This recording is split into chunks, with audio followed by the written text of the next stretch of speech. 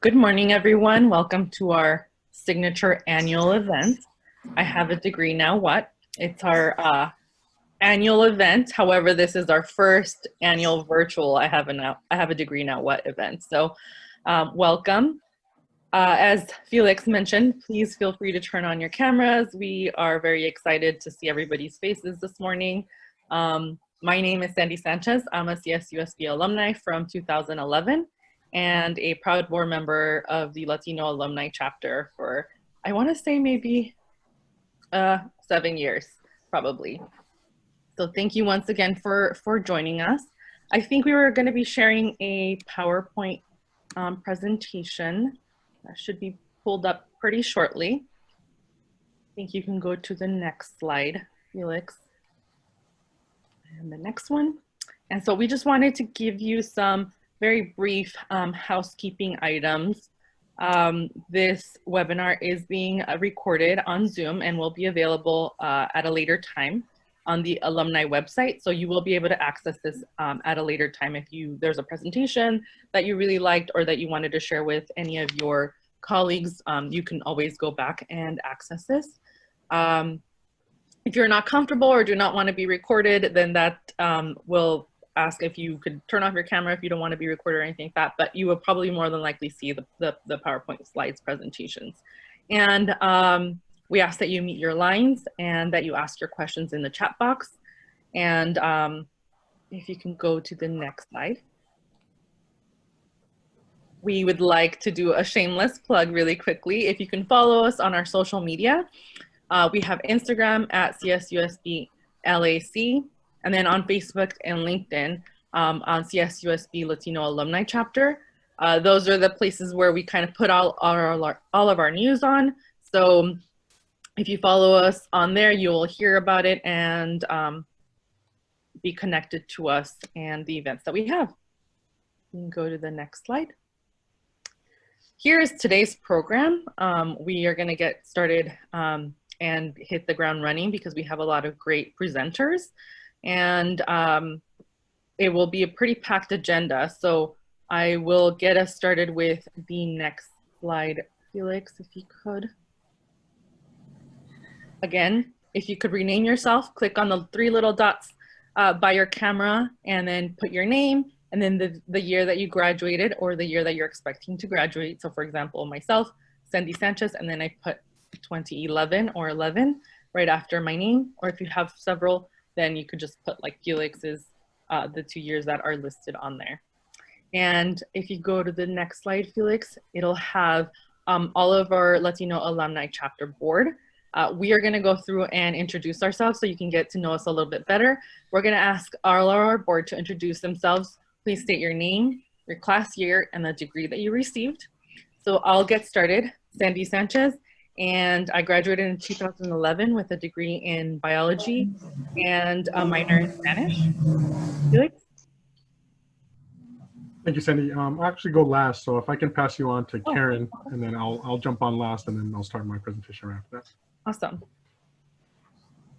Good morning, everyone. Karen Suarez. I was Karen Serrano back when I was a student. I'm a class of 2007, and I have a dual bachelor's degree in psychology and human development. Great to be here with you today. Good morning, Priscilla Gutierrez. I'm class of 2014 with the degree in communications.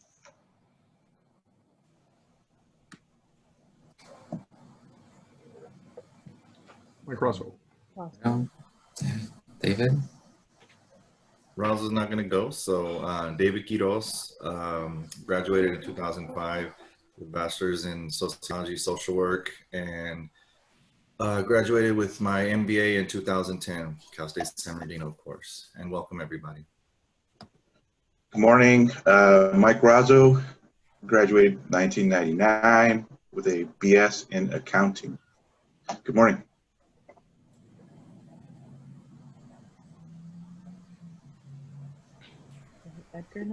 This is me? Yeah. Oh, hi. My name is Edgar Astorga. I graduated back in 2012 with the BS in Environmental Health Science, a minor in chemistry, and in 2016 with an MBA in entrepreneurship and an MBA in management. Hello, everyone. This is Janet Curiel. I graduated in 2017 with a bachelor's in communication.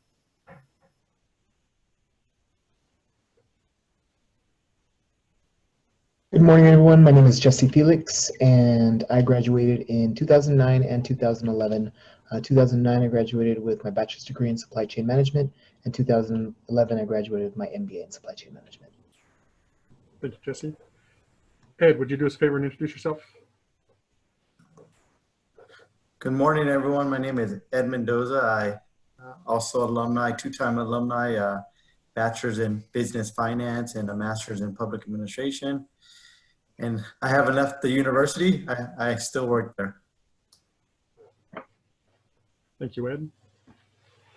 Anybody else join us, Cindy, that you see? I think we have everyone. We just want to acknowledge all of our other board members who were not able to be here with us this morning, but kind of collaborated with everyone to get this event together for you. Yes, thank you. I want to do a special thank you to Alfredo Barcenas, who could not be here. He's actually traveling to Mexico right now, but he did a lot of the legwork to put this event together. I want to thank our friends at ASI and the alumni office who really worked hard behind the scenes to kind of do all the logistics and making sure that this is ready to go for us. You know, thank you for the committee. Cindy, I know you really stepped up to take lead, and the rest of the committee who was here. You know, thank you very much for putting on this event.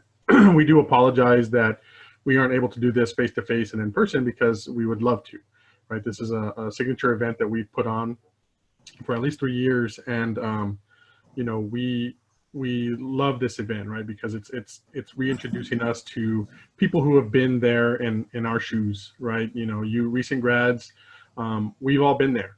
So remember that as we go through today's event, you know, we've been in those same steps where you have been, you know, and I don't think anybody has ever been where we're at exactly with what's going on with COVID and everything that's going on. But, you know, there's ways to work and see a different perspective on what's going on.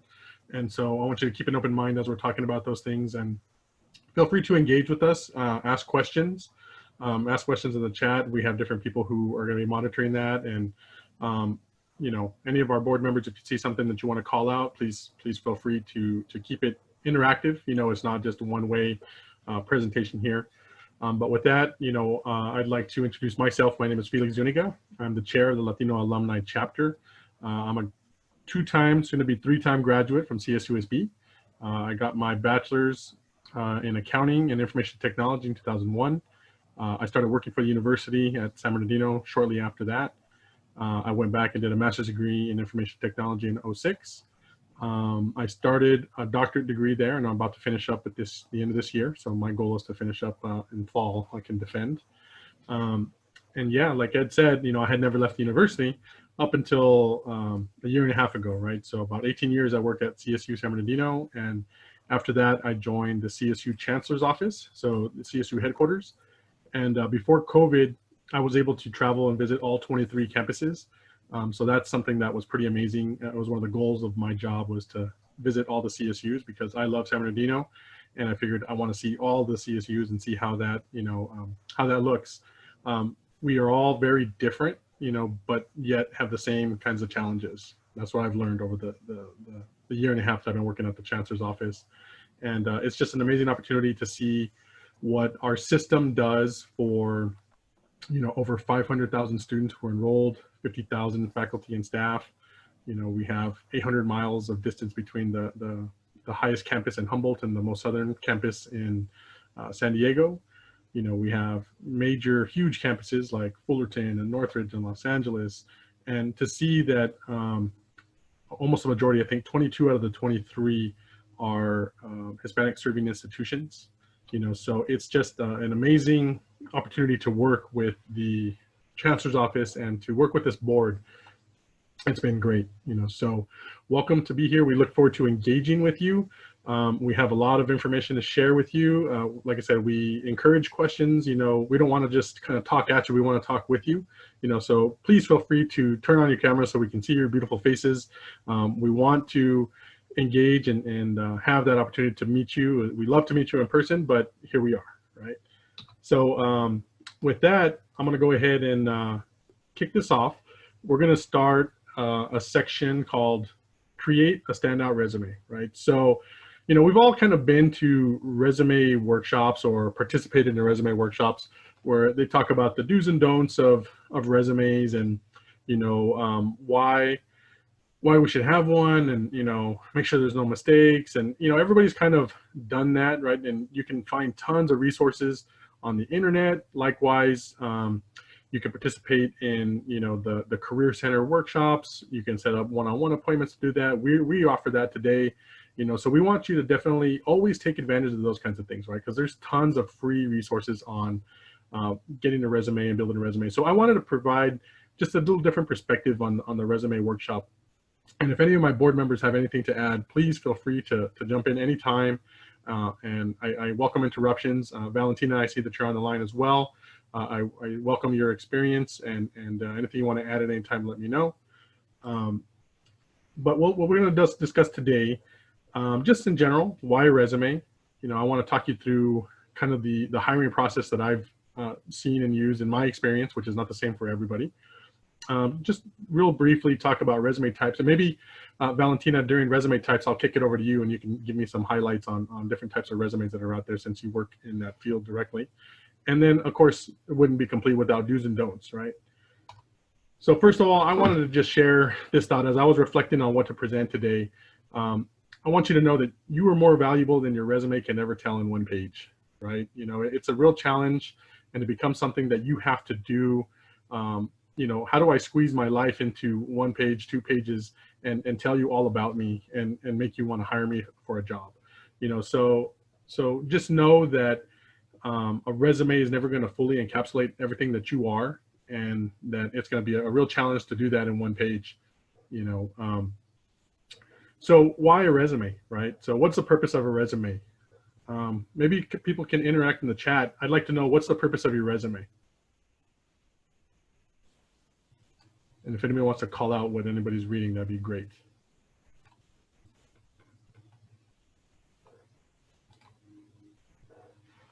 Anybody? Even our board, you can write it.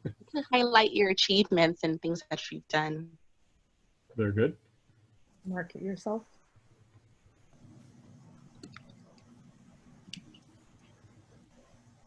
I would think Promote about it yourself. like a highlight reel. Highlight reel. Make a trailer of a movie. Look at this. You want to hire this guy because you want to see this movie because of all this. Convey your knowledge, skills, and abilities. Market your skill sets. Promoting yourself. I think those are all great to get the interview, right? Mm-hmm. That's exactly what I was looking for, Valentina, right? I think a lot of people have this misconception of, I got to turn in a resume and it's going to get me this job, you know. And while that's the ultimate goal, I think you need to kind of break up your whole process into steps, right? So the goal of the resume is to kind of get that first phone call, right? To get the interview. Back before COVID, it used to be like the first, you know, maybe it was like a video interview that was before the in-person interview, right? So as far as my recruitment experience now, everything's online. So it's a chance to just get by that first screening round, right? So everything else everybody listed is perfect, and I think those are the things that you need to be thinking about as you create your resume. But the focus of it is not to get the job, it's to get that interview. Right, so it's an introduction to yourself. It's that highlight reel. It's the movie trailer, right, Edgar? Providing your highlights and making you say, what, you know, why do I want to see this movie? Why do I want to meet this person, right? So it's not going to tell everything that you've ever done in your life and have that on there, but it's really an opportunity for you just to give a teaser to make people want to buy more. All right, so I put the slide on. Help me help you, right? So on the other side of a person who's applying for a job is a manager or a team looking to hire a person or fill a position that's a part of their team, right? So try to put yourself in their shoes as best you can. You know, why are they hiring? What do they need? What is the structure of this organization? You know, what is the process like? You know, what do I look for in a team member? And this is where I would welcome also any board member to share what they look for when they're doing their process, right? So I work for the state of California, And we have an HR office that, kind of is the front screening part of everything that we do that's HR related, right? So there's official applications, whether that's online, systems that do screening, and then we sometimes have an HR representative who's going to pre-screen things that before they even get to like a committee, a hiring committee. And a hiring committee is typically led by like a person, a senior manager. It could be the hiring manager of that area. It could be a delegate. Sometimes it's a high-level position and they don't necessarily want to do the hiring, but they're a part of the process. So they might ask somebody else to lead that committee. And then a committee can consist of 3 to 6 to 10 members, depending on what type of position you're looking for. So, when I say what is the structure, those are the kinds of things that are always, they're always on my mind as far as who I'm interviewing with and what's the structure of the organization. Do I have to kind of get through HR? Do I need to talk to the hiring manager or a member of the team that I might be working with? Is the type of role, like look at the type of role that's being published. Is it in the job description? Is it something that it looks like they go through like frequently, like a member of a bigger team when there's a lot of people in the same type of position? Or is it a real specialized position where they have key things that they're looking for, right? So paying attention to what you can when you look at the job description and do your research on the organization and the job posting. Those are the things that put yourself in their shoes. And does anybody have anything else they want to add before I move on? No. All right. Resume types and tools, right? So you can just go to Google, go to the internet and type in resume types, and you'll see, everything, right? The 2 types of resumes, the 5 types of resumes, the 9 types of resumes, and there's all kinds of stuff about ways to put your resumes together. And kind of the two to three major things that you'll find out there are chronological versus skills, and then like a combined version of that. Valentina, can I ask you to maybe go over what those are? Yes, I would be happy to go over those if I recommended them. But there you go. I don't really recommend them though, and here's the reason why is they really take the critical thinking out of the person making their own resume. So it's great to have a master resume is what I recommend that has everything. You're never going to use this master resume. It's going to have kind of like what I call your palette of every single skill, knowledge, ability, experience that you ever had in your life, right? But it's when you're actually applying for a specific job and you have to really develop a unique resume just for that job vacancy. And so creating that, you would pull from all of that knowledge, skills, and abilities that you have that's relevant and highlight those things that they require the most from, right? So there's a website that I use. It's called jobscan.com. And what you're able to do is upload your resume and upload the job vacancy to see how well you're writing a unique resume just for that job, right? And then it'll give you a percentage match of how well you have matched the skills that they're asking for. And then if you have a high percentage match to that, then you're probably going to end up in the candidate pool to be selected for an interview. So large organizations use similar type of software. I think David could probably speak to this. So depending on the size and what type of organization, they're going to use something like this because they need the assistance to filter through resumes. But you really want to look at what are the employers asking for, and out of what they're asking for, what do you have that matches, and making sure that those things are on your resume. So when you apply for the job and you enter the content in those box fields, you're just copying and pasting from your resume. It's that content that they're looking at in those box fields. That's what they're going to determine whether or not they're going to interview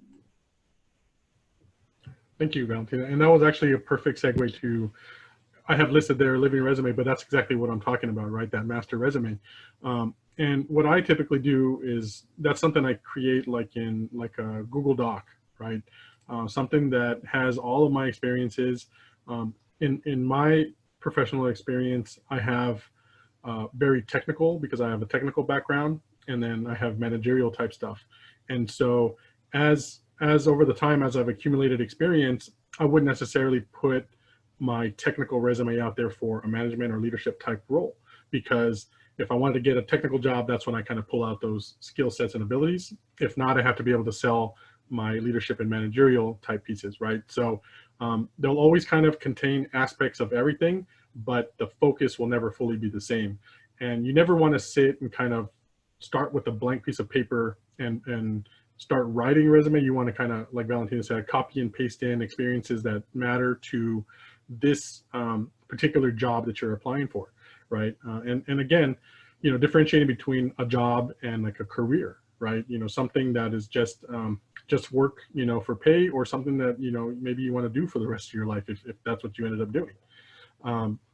There's a question there that came up: what if we don't have a lot of experience, right? So actually our next session is going to talk about what to do, right? Other opportunities to do to build your resume. But real quickly, I would add, to answer that question, is, you know, volunteer, right? Volunteering gets you experience, and experience is something that you can put on, you know, the section in your resume that says experience doesn't necessarily have to mean, you know, professional work experience only. It's experience that you've had. So if you volunteered and led a group and completed a task and a project, and there's responsibilities that went with that, you know, that's definitely something that you can highlight on your resume. Let's see. So I talked about your living resume. So that's a document that you create, like I said, like a Google Doc that has everything on there, and that should be like 2, 3, 4, 5 pages long, with a whole bunch of stuff that you can copy and paste and put into each resume that you're going to be applying for. I listed there a dream resume. So I've often asked people, well, what is it that you want to do? What is your dream job? You know, is it to be the CEO of an organization? Is it to be, you know, the superintendent of a school district? Is it to be, you know, the president of a university? You know, so list it out, and what do those people have on their resume? What kind of jobs did they do before they got to that job? And so put yourself in that place, right? Write your name at the top of that resume and create your dream resume. What's the role that you're currently in? What's the education that you'll have when you get that job? What are the kinds of jobs that you'll do beforehand? You know, and if you don't know what to put on there, that's perfect research for you to do to be able to get to that job, right? So you have a goal, you want to get there, but you don't know how to do that. Start with the plan, you know, and this dream resume could be something that you think, what are the skills and abilities that I need to be able to sell and demonstrate? And I'm sure if you Googled whatever role that you're looking for and asked for a resume type, you'll find something online. If not, contact any kind of career professional and say, I'm looking for this type of resume, can you help me? A lot of high-level positions will have example resumes out there, and you can definitely see, you know, see those options that are out there. Felix, you have a question in the chat. It says, what if I don't have experience in my major? So I think, I don't know what the latest statistic is, but, you know, before COVID, it was something like 25% of people work in the field that they went to school for. So that means like 3/4 of everybody out there is not necessarily working in the career that they went to school for. And that's one of those difficult transitions that as a recent grad and a new professional, you really kind of have to be able to overcome, right? So it's really taking a look at what opportunities and experiences that you have and abilities that you can share, and that are kind of across the board, right? Some career fields are very technical or specific, like, you know, especially within the STEM, you know, like say you studied, you know, biology or physics, it can be very difficult to apply that to like a business type job in your mind, but there's a lot of the same skill sets that you can highlight. You can definitely talk about your ability to learn, you know, ability to communicate, especially a lot of what's called labeled soft skills. I think they're really power skills, are the things that will get you an opportunity, and the things that will not necessarily always come across on a resume, but you can definitely focus on in your interview. And I think David will cover those things later on. So things to do: find the right type for you. If you, go to the internet and you start looking at resumes and you find one that kind of clicks with you as far as like a look and feel, start there, but don't try to force yourself into doing what that person has done on that resume. Pick and choose, get a bunch of different examples and find what it is that you think that you're gonna be able to highlight, right? So for me, as a person with a technical background, a lot of times a basic resume will just have a small section with technical skills, and it'll list things like Word, PowerPoint, Microsoft Excel. Well, those are kind of given things that anybody really should know nowadays, and especially someone with a technical skill set should have a lot more than that. So if you're going to list those kinds of things in a technical section, it's okay to be more technical, but be specific, right? So if I was a graphic designer, I might talk about graphic design skills in, Adobe, in the Adobe suite, right? List out Photoshop or Illustrator, different profession-specific tools, right? That are going to be not only keywords for you in the resume search, but me as a hiring manager going to look for specific things if I'm looking for that type of job. Use headings that stand out. That goes to making your resume easily to read, right? Make it easy to read for people to scan through. I don't know what the current latest statistic is, but it used to be like the average resume got a 7 to 20 second scan, right? So as much hours and time that you put in to preparing your resume, know that it might just get briefly scanned and sorted to say, I want to look at this or I don't want to look at this one, right? And there's plenty of reasons to not look at a resume. One that's written like with too much text, too heavy, not clearly formatted, might just be set aside because I don't have the time to sit and look at and dig through this. And it may be the best person in the world, but that might stop me from reading that resume. I remember times when I was hiring and we had a pool of 100 people, to go through. And so I kind of set some criteria in my head and I said, okay, well, I want this to be a degreed position. So if a person does not have a degree, they're not even going to make my first cut. So I might try to chop that list in half to 50 or 30 or 20 to really kind of focus on. And then you rely on your committee to do the same kind of work. And hopefully as a group, you come to a consensus of people that you'd like to see. So that resume, again, is the chance to make the interview, right? Not to get you the job. Use bullet points that are achievement driven, so don't just list out things like good communicator or, strong organizational ability. Those are good things to do, but tell us why, right? Put some examples in there. You can say, I listed, I created a program that shortened the time to process, XYZ process from 2 weeks to 3 days, saving the organization X amount of dollars and, increasing revenue by, whatever. But there's some action, there was an outcome, and list your part in that. So work your best to sit and pick through those kinds of things and make sure that you're showing and demonstrating what it is that you provided for that. I talked about formatting for readability. So we'll discuss electronic resumes in a little bit as well, but keep that in mind as you're designing what your resume looks like, where it's going to be kind of fed into. Proofread and proofread again, right? So you've heard that every resume workshop you've gone through, the quickest way to get eliminated is to have a misspelling, in there, and it just goes to show it's like attention to detail, right? And if you may be the perfect person for the role or for the position, but if you didn't spend the time to make sure that that resume was perfect, what kind of work are you going to do for me? That's kind of essentially what's in the back of that person's mind. Things not to do. So don't try to squeeze as much as you can into one page, making the margins, less than quarter inch or whatever it is on the sides and squeezing everything in the top.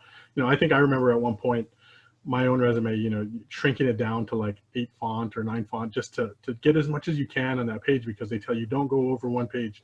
So, there's always different schools of thought on that. I think if it's formatted correctly, if you go from 1 page to 2 pages, make sure you fill the 2 pages, like that is necessary. At a certain point in your career, it does become longer. And it really is, like Valentina and I both talked about picking and choosing what goes there, right? So the problem that you have right now with I don't have enough to fill my resume is going to be a problem of I don't know what to put on my resume because I have too much. So you kind of have to pay attention, and that sneaks up on you. You really don't know when that happens, but it does at some point. And that's when it's okay to, consult with people to say, hey, what do you think?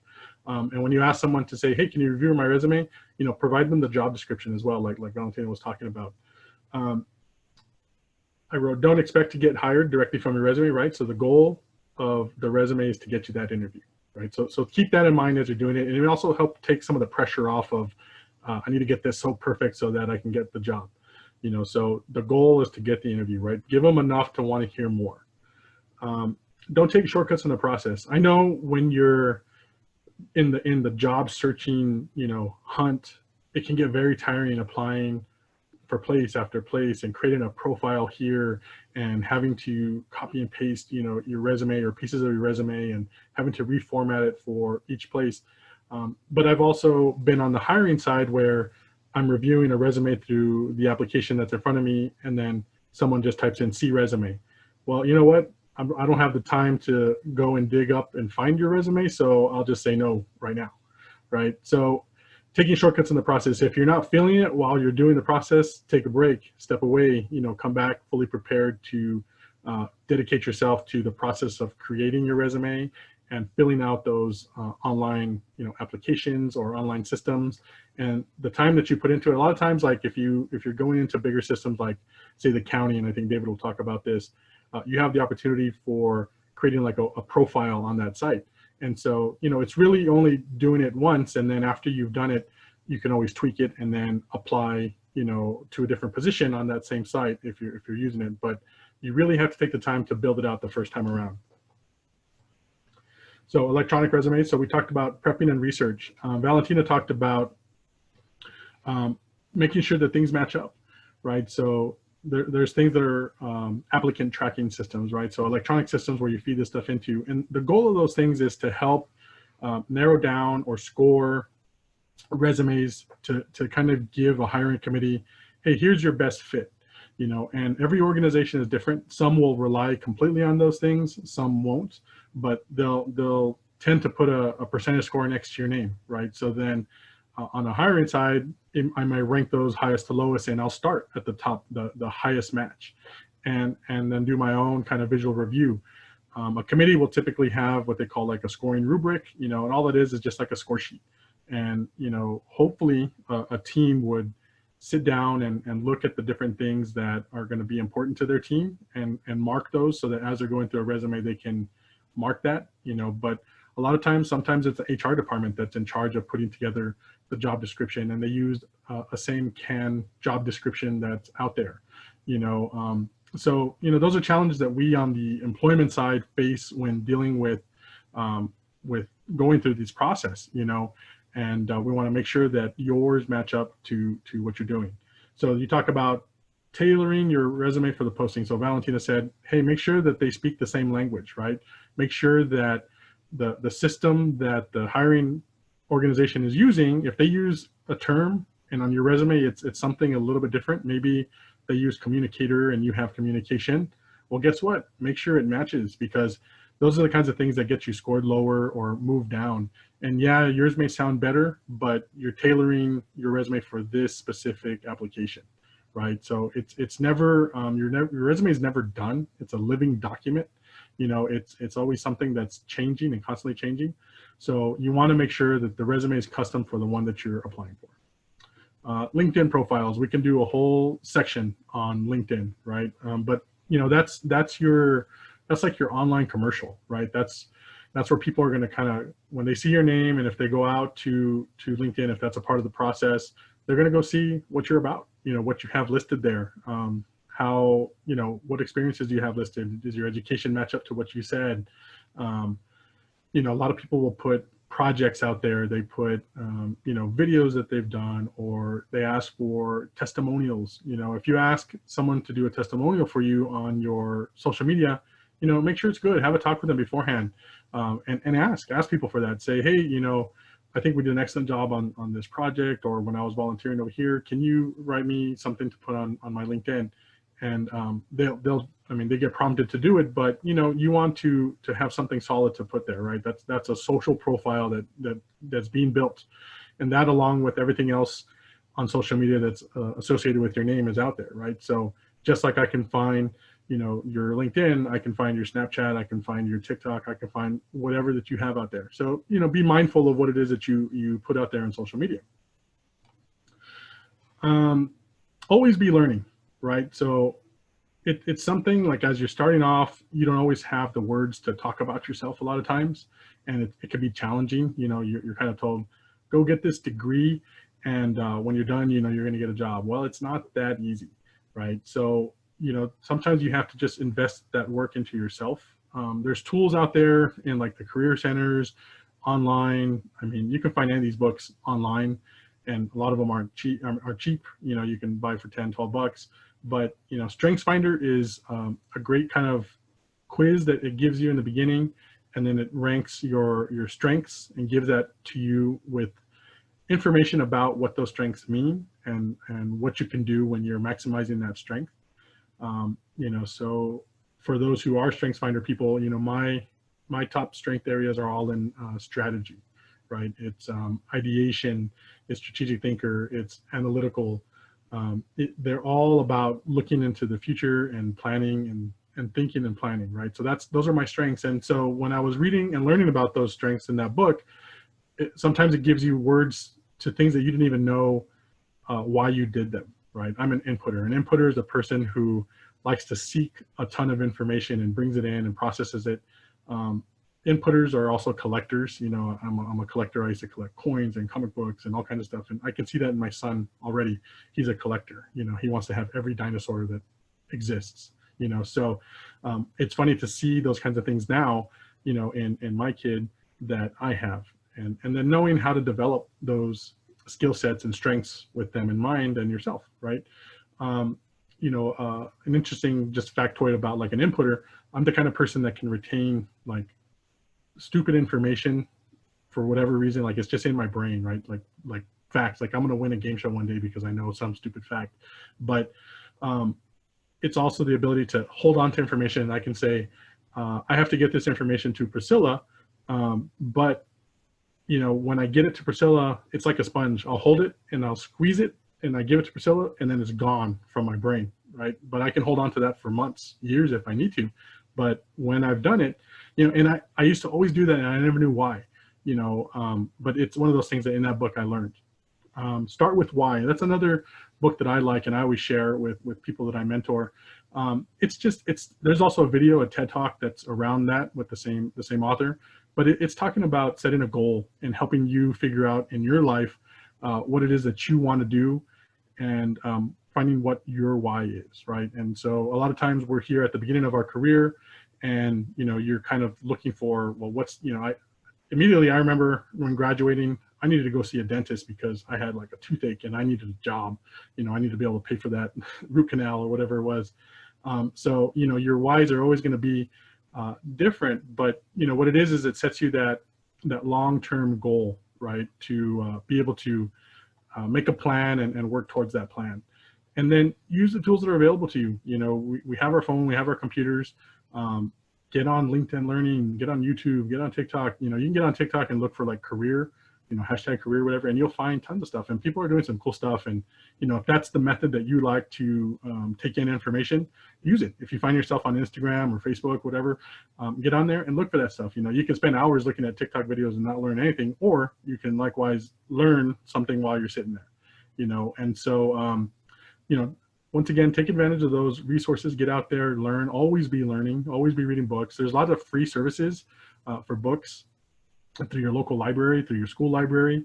I know there's services like Overdrive and Libby that let you get electronic books. So you don't have to leave your house right now, and it's free. So you can probably look up your local public library, sign up for an account, and get access to tons of books out there, right? If not, find your friend that's a computer science major or a hacker and talk to them.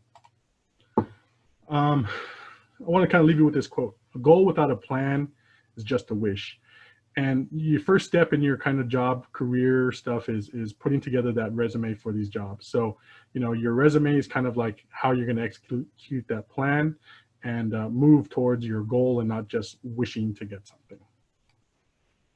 So with that, I'm going to go ahead and stop and then pause if there's any questions. Does anybody read any questions in the chat that I need to call out or answer? Yes, there was one question and I'm looking for it. When applying to a position and you're required to input experience in the boxes, should the information be listed similar to the resume or a paragraph style format? And Valentina had some good feedback in here. Content in boxes should be short, concise, with action verbs and outcomes. But do you have any other feedback for it?